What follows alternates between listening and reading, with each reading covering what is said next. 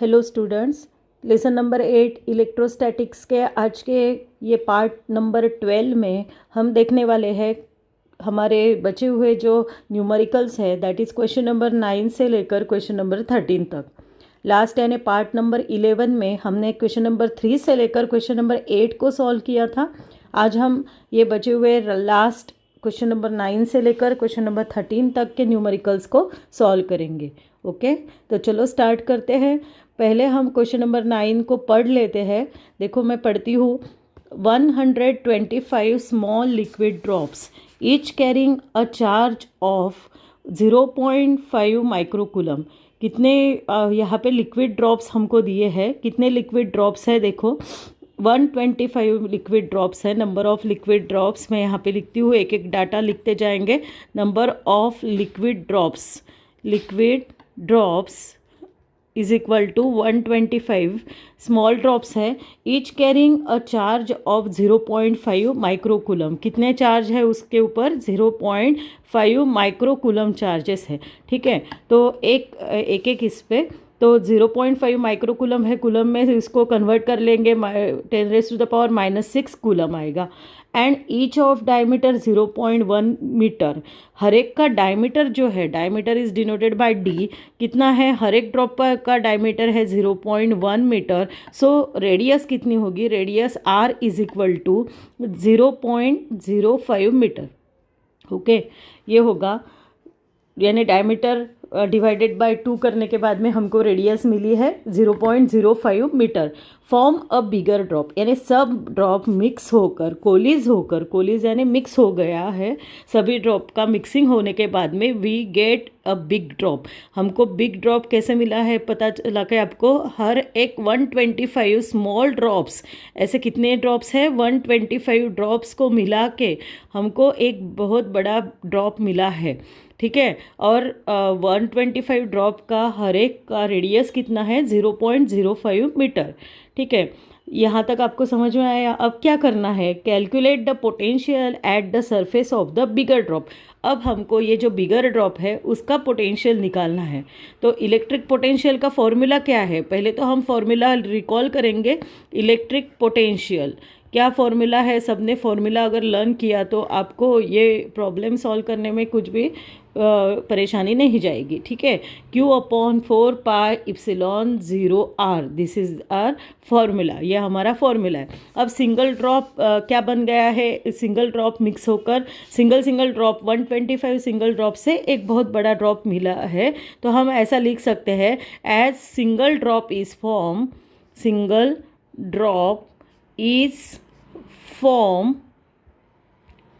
Bye mixing न बोलते हुए, यानी कोलिज हुए हैं, यानी सब प्रकार सब ड्रॉप्स को एक से एक चिपक के हमको एक, यानी मिक्सिंग, एक प्रकार का मिक्सिंग ही हुआ है। ठीक है, बाय मिक्सिंग बोल सकते हो या कोलिजिंग, एक दूसरा वर्ड है जो हमारे साइंस के लैंग्वेज में, colliding the big drop will have charge, यानी अब ये बड़ा ड्रॉप का चार्ज क्या रहेगा ये हम निकालेंगे। बहुत बड़ा ड्रॉप है तो हम इसको कैपिटल Q देते हैं। बड़ा ड्रॉप का कैपिटल Q चार्ज है। तो 125 छोटे छोटे चार्जेस से बना हुआ है, इसलिए number of charges into the charge, उसका हर एक का चार्ज कितना है? Q is equal to 0.5 microcoulomb, ऐसा है। तो हम ऐसा लिख सकते हैं 125 multiplied by Q। So 125 into 0.5 into 10⁻⁻⁶ हो जाएगा ये। अब रेडियस की वैल्यू कैसी होगी? रेडियस का फॉर्मूला क्या है आपको मालूम है? सपोज ये बिग ड्रॉप की रेडियस, बिग ड्रॉप मैं यहाँ पे लिख लेती हूँ, बिग ड्रॉप की रेडियस है कैपिटल R। तो उसका फॉर्मूला क्या है? नंबर ऑफ ड्रॉप्स जो है उससे 1/3 ऑफ ये जो छोटी वाली रेडियस है, छोटे ड्रॉप की रेडियस, ऐसा ये फॉर्मूला है, हमको मालूम है ये फॉर्मूला है, ठीक है। तो ये फॉर्मूले से हम लिखेंगे n की value n raise to the power 125 है। n की वैल्यू कितने, नंबर ऑफ ड्रॉप्स कितने हैं, सपोज स्मॉल n यहाँ पे फर्स्ट नंबर पे ही लिखा है, कितने हैं, n इज इक्वल टू 125, तो n की वैल्यू आएगी 125 रेज़ टू द पावर 1/3, और स्मॉल r की वैल्यू हमने ऊपर लिखी हुई है, स्मॉल r इज 0.05 मीटर, 0.1/3 है ये, 0.05 मीटर। ओके, यहाँ तक हो गया। अब 125 रेज़ टू द पावर 1/3, 125 किसका थर्ड पावर रहता है, तो 5 क्या रहते हैं ना, तो आंसर 5 आएगा यहाँ पे। 5 into 0.05 it is equal to 0.25 metre, ये आंसर आ गया है। कैपिटल आर की वैल्यू हमको मिली है 0.25 मीटर। ओके, यहाँ तक हम पहुँच गए हैं। अब हमको v की वैल्यू इजीली निकाल सकते हैं हम। ये v की वैल्यू, v का फॉर्मूला देखो क्या है, capital Q upon 4πε0 upon r। अब 1/4πε0 की वैल्यू हमको मालूम है, 1/4πε0 की वैल्यू रहती है 9 into 10 raise to the power 9। ये वैल्यू सबको लर्न चाहिए क्योंकि गिवन नहीं रहती है, तो हम इसको सब्सटीट्यूट करेंगे v के फॉर्मूले में। v है q, कैपिटल Q की वैल्यू हमने निकाली हुई है। कैपिटल Q की वैल्यू देखो क्या है, capital Q is given by the value 125, जहाँ पे मैंने अभी राइट किया 125 into 0.5 into 10 raise to the power -6, ये वैल्यू है। अब डिवाइडेड बाय 4πε0, यानी 1/4πε0 की वैल्यू है 9 into 10 raise to the power 9, ये हम यहाँ पे लिख लेंगे 9 into 10 raise to the power 9 upon capital R. Capital R की वैल्यू हमने निकाली है 0.25, ठीक है। तो अगर इसको कैलकुलेट करते हैं तो we get 2250 into 10 raise to the power 3 metre, 10 raise to the power 3, क्योंकि ये 9 - 6 आ जाएगा, it is equal to 10 raise to the power 3 metre. But हमारा आंसर देखो क्या है, आंसर है 2.25 into 10 raise to the power 6, तो हम इसको कन्वर्ट कर देते हैं। v is equal to 2.25 into 10 raise to the power 6 volt, sorry potential है ना, तो यूनिट इज़ वोल्ट, वोल्ट आ गया, ठीक है। तो ये हो गया आंसर, समझ में आया। थोड़ा सा सोच के अगर न्यूमेरिकल का सॉल्व किया तो वो बहुत इजी जाता है। ओके, नेक्स्ट न्यूमेरिकल के तरफ जाते हैं, न्यूमेरिकल नंबर 10। हम पहले इसको पढ़ेंगे, क्या है, the dipole moment of a water molecule, water molecule के डाइपोल मोमेंट डी है, it is 6.3 into 10 raise to the power -30 cm, ये दिया है। तो dipole moment is denoted by small p से डिनोट करेंगे 6.3 into 10 raise to the power -30 cm, ठीक है। ये सेंटीमीटर नहीं है, कूलम मीटर है, ये याद रखना है आपको। A sample of water contains 10 raise to the power 21 molecules, वाटर में कितने मॉलिक्यूल्स दिए हैं, 10 raise to the power 21 molecules दिए हैं। तो नंबर ऑफ मॉलिक्यूल्स मैं यहाँ पे लिख लेती हूँ, number of molecules it is equal to 10 raise to the power 21, ठीक है।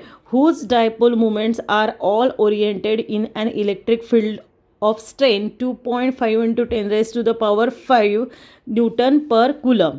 इलेक्ट्रिक फील्ड की वैल्यू दी है, ई की वैल्यू दी है, यहाँ पे हर एक का इलेक्ट्रिक डाइपोल मोमेंट जो है वो कहाँ पे है, इलेक्ट्रिक फील्ड की स्ट्रेंथ दी है, जो इलेक्ट्रिक फील्ड में है उसकी स्ट्रेंथ दी है 2.5 into 10 raise to the power 5 newton per coulomb, ठीक है। तो अब आगे देखो क्या बोला है, calculate the work to be done to rotate the dipoles from their initials orientation θ1 is equal to 0 to 1 in which 0 to 1 इतना हमको रोटेट करना, 0 to 1 in which all the dipoles are perpendicular to the field θ2 is equal to 90 degree. यानी देखो ये हमारा uniform electric field है, ये हमारा इलेक्ट्रिक फील्ड है, इसमें हम डाइपोल कंसिडर करने वाले हैं। तो डाइपोल पहले कैसा रखा हुआ है, जो इलेक्ट्रिक फील्ड ई से उसका ये देखो एंगल कैसा है, θ इज इक्वल टू 0 है, θ इज इक्वल टू 0, यानी ये डाइपोल ऐसा ही रखा हुआ है, ठीक है। डायपोल एक का चार्ज रहता है -q + q रहता है, ठीक है, ये हमको मालूम है। अब हम क्या इसका यानी 0 डिग्री है एंगल, इसको रोटेट करने के बाद में क्या बोला है, in which all the dipoles are perpendicular, ठीक है। सभी डायपोल्स जो है वो कैसा रहेगा, suppose this is electric field ऐसी है हमारी, ठीक है। तो डायपोल कैसे रहेंगे, सभी डायपोल्स ऐसे परपेंडिकुलर रहने चाहिए to the electric field, okay. तो रोटेशन के बाद में तो θ1 = 0 डिग्री दिया है, 0 डिग्री एंड θ2 यानी बाद में रोटेट करने के बाद में इट बिकम्स θ2 = 90 डिग्री, ठीक है। हमको क्या निकालना है, वर्क डन निकालना है। देखो, calculate the work to be done to rotate the dipoles, सभी डायपोल्स को अगर रोटेट कर रहे हैं तो वर्क डन क्या है, ठीक है। वर्क डन का फॉर्मूला हम लिखेंगे, क्या है वर्क डन का फॉर्मूला, W = P यानी स्मॉल PE cos थीटा रहता है, small PE cos theta, but यहाँ पे हमको थीटा की 2 वैल्यूज़ दी हुई है, first value is 0 and second value is 90 degree. तो हम यहाँ पे PE cos of 0 degree minus cos of 90 degree लिखेंगे, ठीक है। P की वैल्यू लिखते हैं, P की वैल्यू क्या है, 6.3 इंटू 10⁻³ -30 है।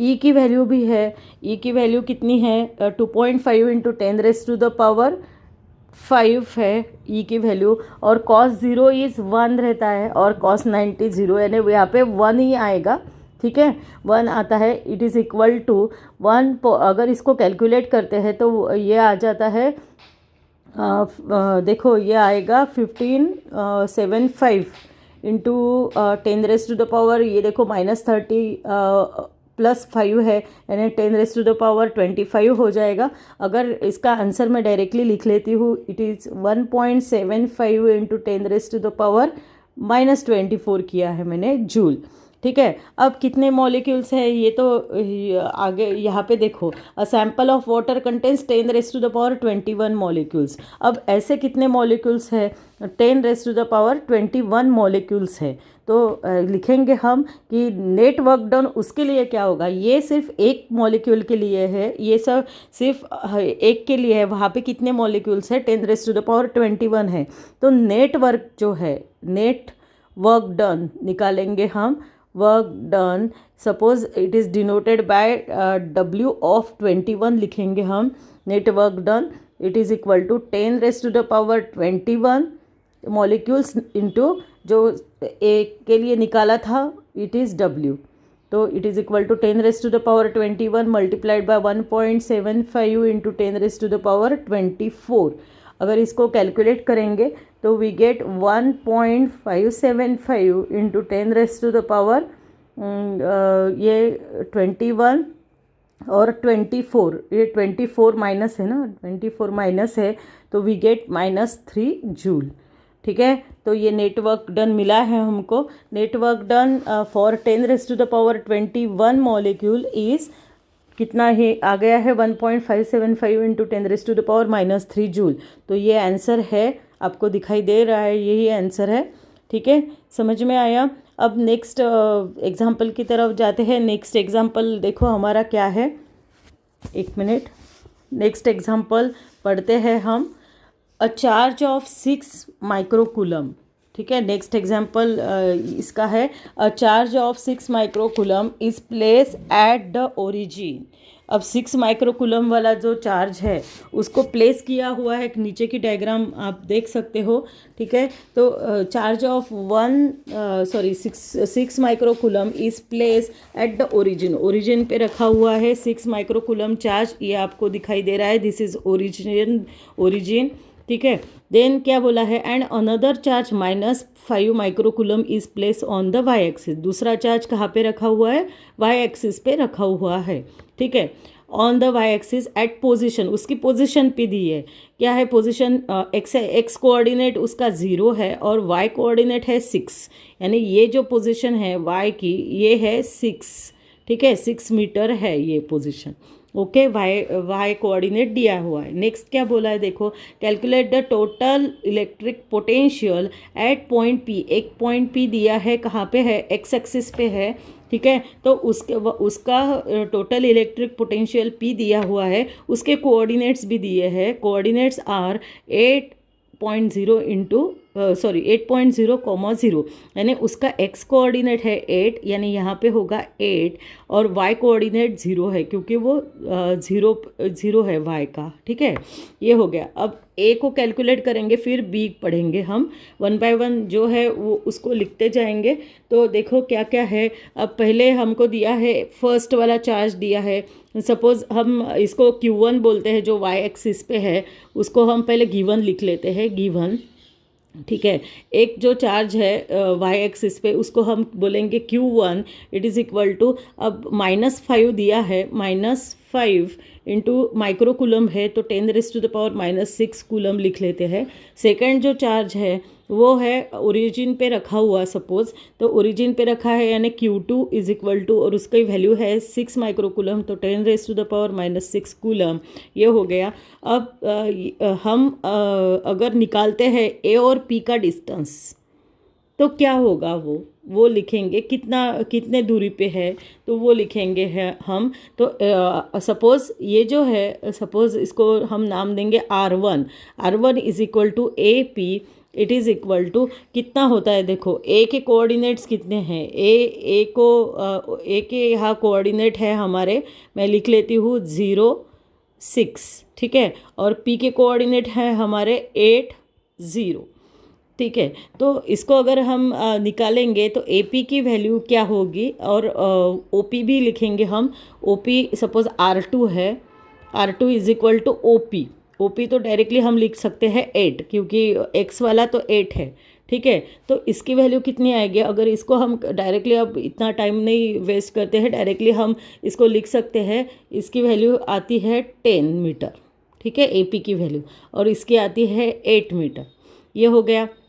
आपको कोऑर्डिनेट पर से तो आता ही है डिस्टेंस निकालना। ठीक है, तो आगे हम जाएंगे। तो अब पोटेंशियल कैसा रहेगा ये हम देखते हैं। क्या निकालना है हमको, calculate the total electric potential at point P whose coordinates are 8,0। ठीक है, तो सपोज Q1 की वजह से जो पोटेंशियल है उसको V1 बोलते हैं, और Q2 की वजह से जो है उसको V2 बोलते हैं। तो V is equal to V1 plus V2 आएगा। अब V1 की वैल्यू, V का फॉर्मूला क्या है, अभी हमने देखा था, Q/4πε0 इंटू R, ये है ना फॉर्मूला। तो मैं फॉर्मूला लिखती हूँ, V1 के लिए Q1 चार्ज लेना है 4πε0, और R हम इसके लिए R1 लेंगे। ठीक है, प्लस अब सेकंड V2 के लिए Q2 लेंगे, Q2/4πε0 R2 लेंगे इसके लिए।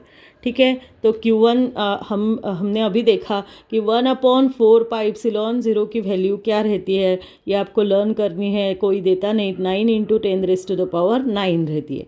तो हम V की वैल्यू लिखेंगे 9 × 10⁹, ये आ जाएगा। अब Q1 की वैल्यू क्या है, Q1 की वैल्यू है हमारी -5 × 10⁶ डिवाइडेड बाय R1 की वैल्यू हमने निकाली है 10। ठीक है, ये हो गया फर्स्ट। प्लस Q2 का लिखेंगे वैसे 9 × 10⁹, Q2 की वैल्यू है 6 multiplied by 6 × 10⁻⁻6 divided by R2 की वैल्यू है 8। ठीक है, ये हो गया। अब हम इस पर से 9 × 10⁹ को कॉमन निकालते हैं, और 10⁶ भी कॉमन है, उसको बाहर निकालते हैं, -6 कॉमन है, उसको बाहर निकालते हैं। फिर बचता है -5/10 प्लस यहाँ पे बचता है 6/8।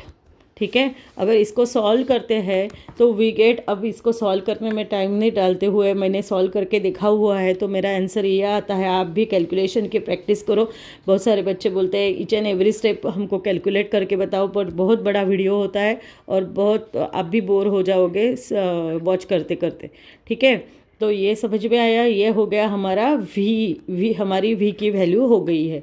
तो ये V की वैल्यू कितनी है, 2.25 × 10⁻³ वोल्ट। ठीक है, तो अब यहाँ पे आपको VP, आंसर में VP दिख रहा है तो VP बोल सकते हो आप। यहाँ तक समझ में आया।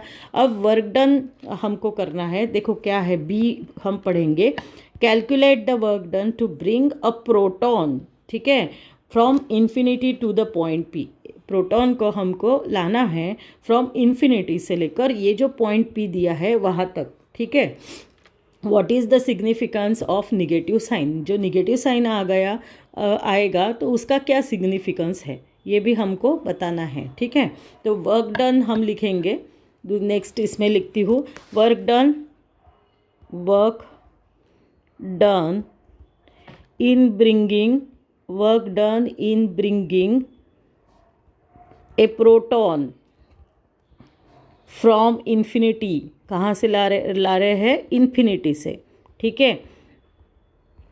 तो वर्क डन का फॉर्मूला हम लिखेंगे। अब वर्क डन क्या रहता है, देखो W इज इक्वल टू जो रहेगा it is Q into V रहता है ना, तो हम यहाँ पे ऐसा लिखेंगे Q1 into Q small q upon 4 पाई इप्सिलॉन 0, और इन्फिनिटी से पॉइंट P तक लाना है तो infinity 1 upon infinity minus 1 upon R1 ऐसा लिखेंगे पहले, plus Q2 into Q upon 4 पाई इप्सिलॉन 0 1 अपॉन इन्फिनिटी, दो है ना हमारे पास में, R1 और R2 ये दो है हमारे पास में, तो इसीलिए हम यहाँ पे R1 और R2 के लिए लिखने वाले हैं, R1 और R2 के लिए लिखने वाले। ये जो Q1 का फॉर्मूला है उससे हमने Q1 अपॉन 4 पाई इप्सिलॉन 0 को बाहर निकाला है, और 1 अपॉन R1 है, और यहाँ पे 1 अपॉन R2 है, तो उसको सिर्फ हम कहाँ से ला रहे हैं, इन्फिनिटी से, तो 1 अपॉन इप्सिलॉन 1 अपॉन इन्फिनिटी वहाँ पे लिखेंगे, 1 अपॉन इन्फिनिटी लिखेंगे, ठीक है। तो यहाँ पे आएगा 1 upon infinity minus 1 upon R2 आएगा यहाँ पे, ठीक है। तो अब इसकी वैल्यू क्या आती है, 1 अपॉन इन्फिनिटी तो 0 हो जाएगा सॉरी, क्योंकि potential energy at infinity is 0, ठीक है। इन्फिनिटी पे क्या होती है, पोटेंशियल एनर्जी 0 रहती है। सो वी गेट, अब हमको मिलेगा डायरेक्टली मैं लिखती हूँ माइनस Q इंटू ये सब है हमारा V, जैसे हमने लास्ट इसमें लिखा ही है, सिर्फ हम माइनस Q से मल्टीप्लाई कर रहे हैं, माइनस Q इंटू वी, और पोटेंशियल एनर्जी जो इन्फिनिटी पे क्या रहती है, since potential energy at infinity is 0 रहेगी, ठीक है। ये हो गया। अब माइनस Q की वैल्यू कितनी रहती है, प्रोटॉन की चार्ज ऑन प्रोटॉन 1.6 इंटू 10⁻⁻19 रहता है। V की वैल्यू हमने निकाली है। अब आप बोलेंगे ये इसको कैलकुलेट करने की ज़रूरत नहीं, आपने ये ओमिट भी की ना ये स्टेप तो भी चलेगा, ये स्टेप आपने लिखी नहीं तो भी चलेगा, डायरेक्टली आप ये स्टेप को लिख सकते हो, ठीक है। ये पोटेंशियल एनर्जी एट इन्फिनिटी ये रीज़न लिखना बहुत ज़रूरी है सिर्फ, ठीक है। तो ये हो गया इंटू 2.25 इंटू 10⁻³ हो गया ये। अगर इसको कैलकुलेट करते हैं तो we get minus 3.6 into 10⁻⁻16 joule, ये आंसर आता है। This is the work done. अब सिग्निफिकेंस भी लिखना है, ये निगेटिव साइन का क्या सिग्निफिकेंस है कि अगर पॉजिटिव चार्ज मूव किया हमने against the electric field, change in its potential energy is positive रहती है, ठीक है। तो ये जो है work done it is minus change in potential energy by conservative force, ठीक है। तो पॉजिटिव चार्ज, इसलिए हम सिग्निफिकेंस लिखेंगे, अब सिग्निफिकेंस यही हम लिखेंगे, ठीक है। क्या है सिग्निफिकेंस पॉइंट ये इसका कि if a positive charge is move against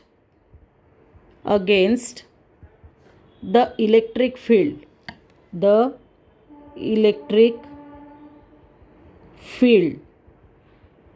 change in its potential energy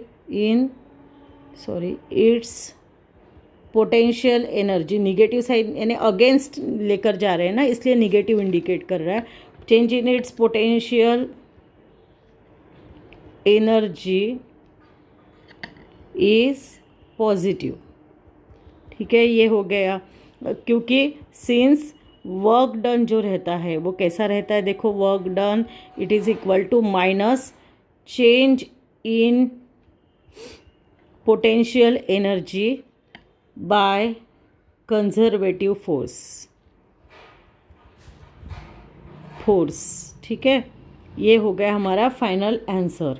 तो आपके बुक में ये जो दूसरा वाला आंसर है W का, ये मेरा ऐसा आया है W is equal to -3.6 into 10⁻⁻16। आप करके देखिएगा। आपके बुक में ये जो आंसर है, ये आंसर दिया है W इज इक्वल टू -5.4 इंटू 10⁻⁻16 जूल। मेरा आंसर और बुक का आंसर मैच नहीं हो रहा है, तो आप कृपया सॉल्व करके देखो। मैंने भी बहुत देखा, तो मेरा यही आंसर आ रहा है। तो अगर आपका बुक जैसा आंसर आता है तो आप मुझे वो ज़रूर कमेंट बॉक्स में बताइएगा, और उसकी मेथड भी बताइएगा कैसे किए हैं आपने, क्योंकि मेरा तो आंसर यही आ रहा है। आपका आंसर क्या आता है मुझे आप ज़रूर कमेंट करके बताइएगा।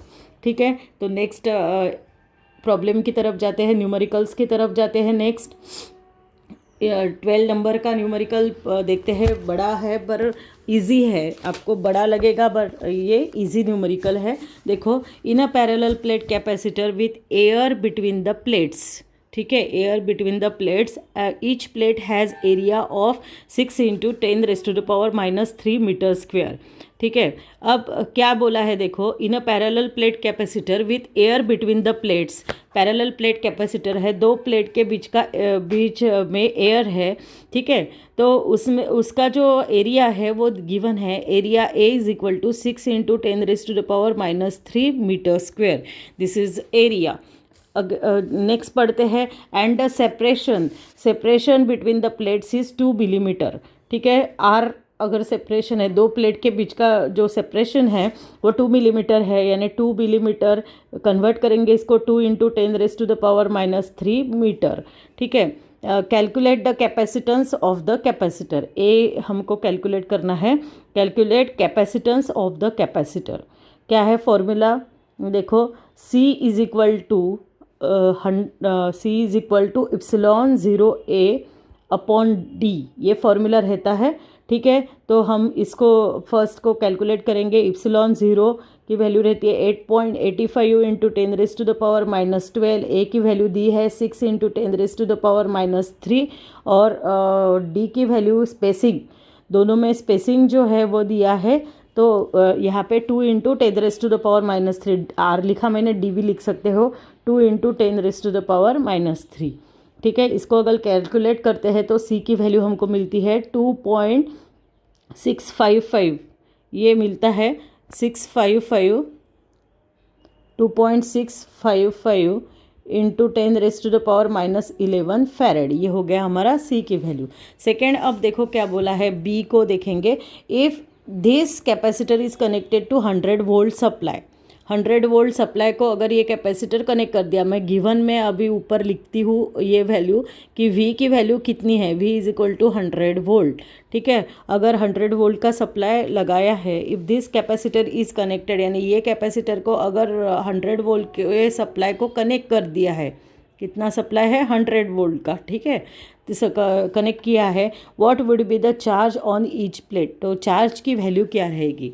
ओके, तो चार्ज का फॉर्मूला क्या है, बी का वैल्यू लिखेंगे, charge Q is equal to C into V रहता है, V इज़ द पोटेंशियल। तो C की वैल्यू हमने निकाली हुई है, कितनी है 2, यहाँ पे 2 पॉइंट चाहिए था, 2.655 इंटू 10⁻⁻11, और V की वैल्यू है 100। तो अगर इसको कैलकुलेट तो क्या 10⁻² यानी 2.55 इंटू 10⁻⁻9 कूलम आ जाएगा। ठीक है, ये हो गया हमारा। थर्ड पढ़ते हैं, सी को पढ़ते हैं। बी हो गया हमारा, क्यू की वैल्यू निकालनी थी वो हमने निकाली। सी को पढ़ते हैं, how would charge on the plates be affected if A 2 millimetre thick mica sheet of K is equal to 6 is inserted between the plates while the voltage apply remains connected। ये connection वैसे ही रहेगा, सिर्फ यहाँ पे हम एक mica sheet introduce कर रहे हैं दो कैपेसिटर के बीच में, और कितनी थिक है, T थिकनेस दिया है उसका T कितना है। थर्ड नंबर सी मैं लिखती हूँ, T is equal to thickness कितना दिया है उसका, it is equal to 2 millimetre. 2 millimetre यानी 2 इंटू 10⁻³ मीटर। ओके, ये हो गया। ये अगर शीट अगर वहाँ पे इंट्रोड्यूस कर दी, और के क्या है, के इज़ द डाइलेक्ट्रिक कांस्टेंट, कितना है, 6 है। ठीक है, तो क्या होगा, फॉर्मूला क्या है आपको मालूम है कि क्यू डैश न्यू रहेगा charge. Okay, charge new charges Q dash रहेगा, इट इज़ इक्वल टू के इंटू ओरिजिनल चार्ज। बहुत इजी है ये प्रॉब्लम, दिखने को ही बड़ा था। कि के की वैल्यू हमारे पास में है 6, और क्यू की भी वैल्यू है हमारे पास में 2.655 इंटू 10⁻⁻⁹। अगर इसको कैलकुलेट करते हैं तो we get 1.593 into 10⁻⁻8 coulomb. This is our answer, ये है हमारा क्यू डैश। ठीक है, तो कैपेसिटेंस को निकालना था, चार्ज ऑन प्लेट्स को निकालना था, और अगर डाइलेक्ट्रिक इंसर्ट किया तो चार्जेस क्या है वो निकालना था, तो वो हमारा हो गया है। यहाँ पे ये क्वेश्चन नंबर 12 कंप्लीट हो गया है। आपको आंसर भी दिख रहे हैं, तो आंसर हमारा वैसे ही आ गया है। ठीक है, तो यहाँ पे हमारा ये प्रॉब्लम कंप्लीट हो जाता है। ओके, नेक्स्ट की तरफ जाते हैं। अब यहाँ पे सिर्फ सी की जो है ना, तो मैंने 1.593 लिखा है, तो आप लिख सकते हो 15.93 इंटू 10⁻⁻9 कूलम। बाकी तो सेम ही है। अब नेक्स्ट लास्ट प्रॉब्लम है हमारा 13 नंबर का। बहुत इजी है, ऐसे ही दिखता है कि हार्ड है, पर आपको समझ में आएगा कि बहुत इजी है। देखो, find the equivalent capacitance between P and Q. P and Q जो 2 पॉइंट्स यहाँ पे डायग्राम 1 दी है। Given area of each plate is equal to A and separation between the plate is D.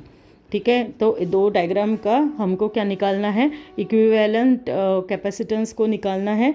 तो पहले जो डायग्राम आपको दिखाई दे रही है वो कैसे है, देखो कैसे आपको दिखाई दे रहा है। तो ये सपोज़ ये तीनों कैपेसिटर्स है, K1 is equal to 1, K2 is equal to, ये डाइलेक्ट्रिक की वैल्यू दी है। तो वो कैसे मोड पे है, देखो आपको सिर्फ मैं ऐसा करके बताती हूँ। ये फर्स्ट प्लेट कनेक्ट है दूसरे को, और दूसरे प्लेट कनेक्ट है तीसरे को। यानी सपोज़ हम अगर इनको प्लेट न लेते हुए अगर ये कैपेसिटर है ऐसा कंसिडर करते हैं, तो एक को एक कनेक्ट करके ये P और Q ऐसे आए हैं। यानी this is the capacitors in series combination. ये कौन सा कॉम्बिनेशन है, सीरीज़ कॉम्बिनेशन है। ठीक है, तो हम फर्स्ट डायग्राम के लिए निकाल रहे हैं। तो ये थ्री कैपेसिटर्स कैसे कनेक्ट किए हैं, they are in the series. तो सीरीज़ कॉम्बिनेशन के लिए हमारा फॉर्मूला क्या है, 1/c is equal to 1/c1 plus 1/c2 plus 1/c3। अब c1 की वैल्यू क्या है in terms of a and d, it is a के इप्सिलॉन 0/d रहती है। तो यहाँ पे पहले के लिए डाइलेक्ट्रिक K1 है, और d की वैल्यू है d/3। ठीक है, तो हम इसके लिए C2 का ऐसा ही लिखेंगे, C2 is equal to a/2 epsilon 0d/3। Then C3 भी लिखते हैं, C3 is equal to a/3 epsilon 0d/3। Okay, अब सबको सब्सटीट्यूट करते हैं। 1/c इज इक्वल टू, अब इसको मैं ऐसा ऊपर कर देती हूँ d/3 को, d/3/a इप्सिलॉन 0। K1 की वैल्यू देखो गिवन है, K1 इज इक्वल टू, यहाँ पे K1 की वैल्यू 1 है, यहाँ पे K1 की वैल्यू जो है since K1 is equal to करती हूँ, यानी आपको कंफ्यूज नहीं होगा।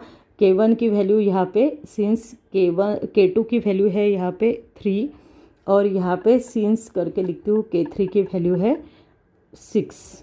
ओके, सबके वैल्यूज़ यहाँ पे सब्सटीट्यूट करेंगे, प्लस d/3/a इप्सिलॉन 0 इंटू 3। ठीक है, प्लस d/3/6a इप्सिलॉन 0, 6 है तो यहाँ से हम d/3 को कॉमन निकालेंगे, d/3, और यहाँ पे हमको मिलता है 9/6a इप्सिलॉन 0 ऐसा मिलेगा। और हम अगर इसको कैलकुलेट करते हैं तो 1/c is equal to d/2 a epsilon 0 आएगा, यानी c की वैल्यू हमको मिलेगी 2a इप्सिलॉन 0/d। ठीक है, this is for first diagram. Second diagram की तरफ देखो, सेकंड डायग्राम कैसी है। सेकंड डायग्राम में एक ऐसा रखा हुआ है और P और Q बीच में है। तो ये सेकंड डायग्राम में कैसा है, सपोज़ ये है कैपेसिटर पहला, ठीक है, उसको 2 कैपेसिटर्स लगे हुए हैं, यानी ये एक और ये एक, ये ऐसे उसकी डायग्राम है, और ये हमारे P और Q है। ठीक है। और ये जो है पहला है C1, ये है C2 और C3, यानी C1 पैरेलल टू C2 और C3, और C2 और C3 कैसे है, both are in series combination, C2 C3 series में है और दोनों फिर C1 को पैरेलल में लगे हुए हैं, ठीक है। तो हम यहाँ पे वो लिखेंगे सेकेंड अरेंजमेंट में, एक मिनट, इन सेकेंड फिगर क्या है सेकंड फिगर में, देखो सेकंड फिगर में फर्स्ट कैपेसिटर जो है, first capacitor is in parallel है, पैरेलल विथ, दोनों का कॉम्बिनेशन कैसा है, series combination of second and third capacitor, ठीक है। तो हम लिखेंगे इसलिए 1 उसको सीरीज़ कॉम्बिनेशन में है तो 1/CS करेंगे उसको, 1/C2 प्लस ये दोनों सीरीज़ कॉम्बिनेशन में है तो उसका फॉर्मूला आएगा 1/C2 प्लस 1/C3। तो उस सीरीज़ के लिए है, इसलिए ये ऐसा है। मैं फिर से यहाँ पे डायग्राम निकालती हूँ, देखो डायग्राम कैसी आएगी हमारी, ये है हमारा C1, ठीक है, और फिर C2 और C3, ये जो है C2 और ये है C3, दोनों सीरीज़ कॉम्बिनेशन में है, तो ये है P और ये है Q। तो पहले हम सीरीज़ का निकालेंगे, सीरीज़ के लिए हमारे, इसलिए हमने S को डिनोट किया है, तो CS का फॉर्मूला आएगा हमको C2 × C3/C2 प्लस C3 आएगा।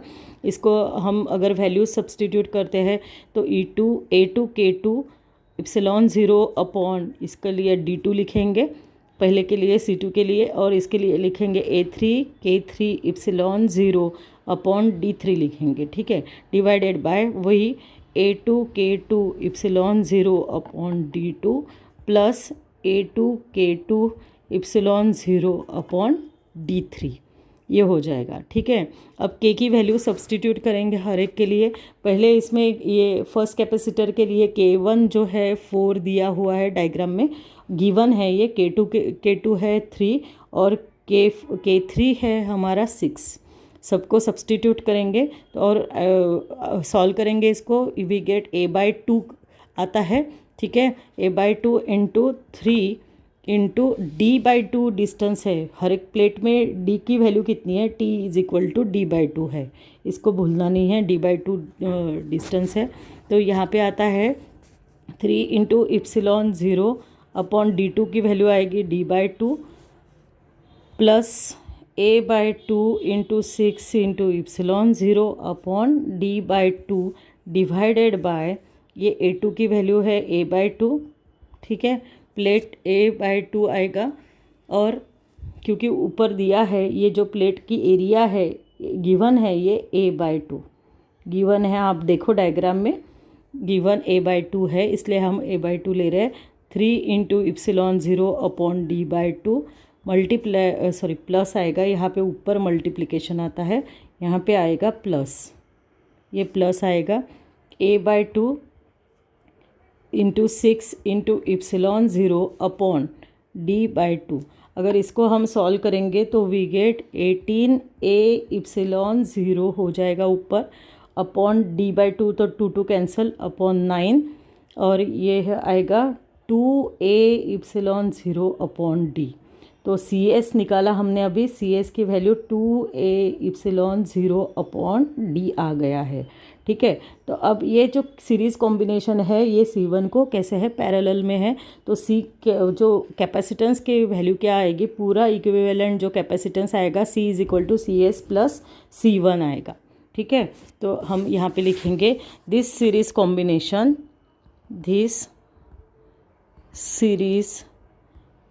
combination is in parallel with C1 से पैरेलल है, देयरफॉर टोटल कैपेसिटेंस कैसे रहेगा, टोटल कैपेसिटेंस कैसा रहेगा, total capacitance C = CS plus C1, parallel combination में है, तो CS की वैल्यू आई है हमारी 2A एप्सिलॉन 0/D, और फर्स्ट के लिए आएगा 2 नहीं A1 K1 epsilon 0 upon D1 आएगा। ठीक है, तो अगेन सेकंड के लिए अब हम सॉल्व करेंगे।